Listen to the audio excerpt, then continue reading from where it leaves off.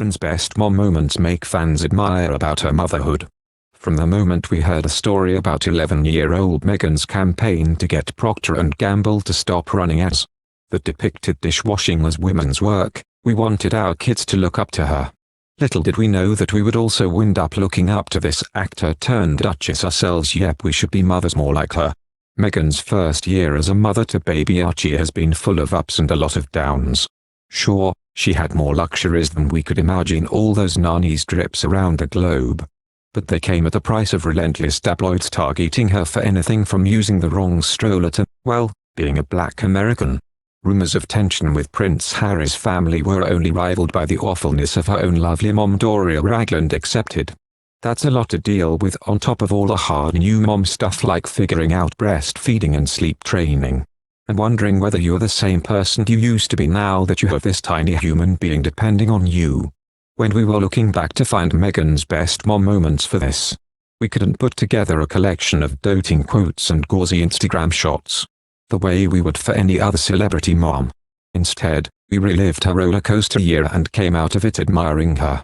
As much for the tough decisions she had to make, in particular, leaving that royal life behind, as for the moments we saw her making dreamy eyes at Archie. She is a fierce mama bear protecting her child from the world, no matter the cost. We keep going back to that moment during her Africa tour when ITV's Tom Brabby asked Meghan a seemingly simple question. How is she doing?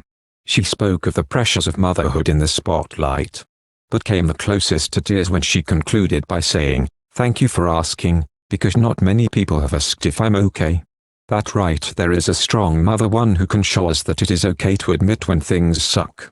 Because only then can she start to make it better, for the sake of her son and herself. Meghan poured herself into her charitable efforts during her pregnancy. She was especially devoted to SmartWorks, an organization that helps unemployed women dress for job interviews. Unlike Kate Middleton, who had posed in front of the hospital after having her children, Meghan and Prince Harry kept away from the press 4 days after she gave birth. Many saw it as a sign of what was to come. Meghan's bold moves as a mother began with her son's unconventional name, Archie. She and Harry also decided not to give their son a title. That's about as much normal as they could give him at the time. It's pretty amazing.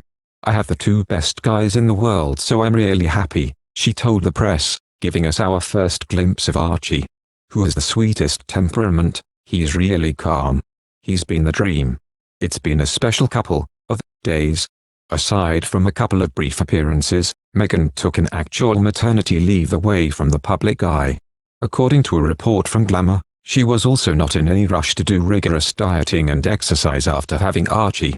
It's been a natural embracing of motherhood, and with it has come a pretty gentle routine. Meghan hasn't been hitting the gym, the source told the magazine. She hasn't been in any hurry to get back in shape.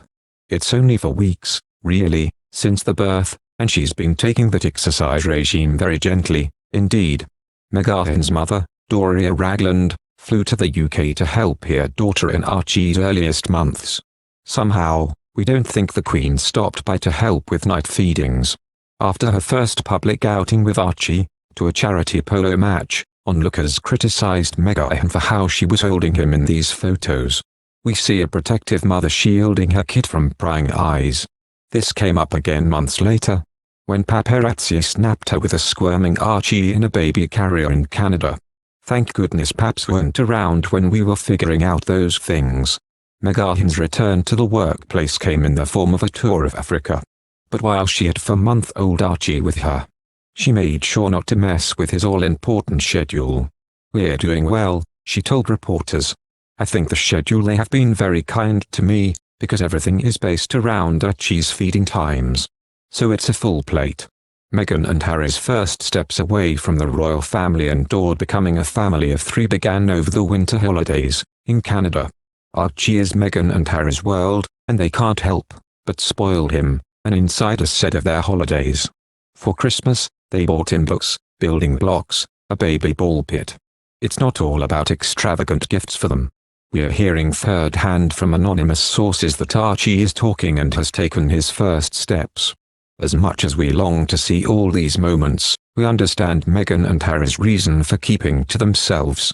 After all that they've been through, If that means we have to keep reliving this one time they all met Archbishop Tutu, that's our problem, not theirs. Don't be afraid to do what you know is right, even when it's not popular.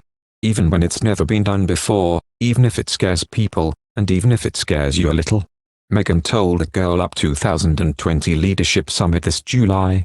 Your gut will tell you what's right and what's wrong, what's fair and what's unfair. The hardest part, and the hardest part for me, was to chase the conviction with action. Thank you for watching. If you like our video, would you please help us like, share and subscribe our channel. Wish you happy to see our videos. Thank you very much.